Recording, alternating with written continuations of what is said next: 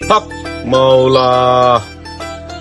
হুজুর হুজুর আমাকে একটু বাঁচান, আমার দিকে একটু তাকান হুজুর।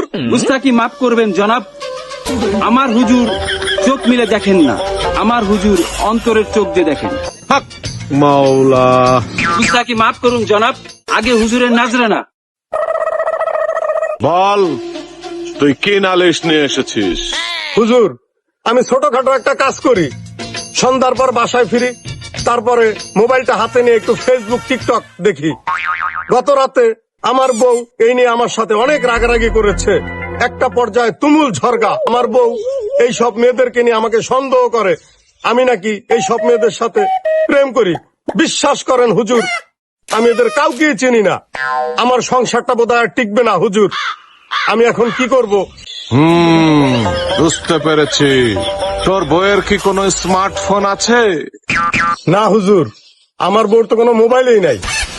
তুই আজকেই বাজার থেকে একটা স্মার্টফোন কিনবি, তারপর সেখানে ইউটিউব, ফেসবুক, টিকটক সেট করে দিবি। তারপরে দেখবি সারাদিন তোর বউ ওইটা নিয়ে পড়ে থাকবে, তোর সাথে ঝগড়া করার কোনো সময়ই পাবে না। হক মাওলা।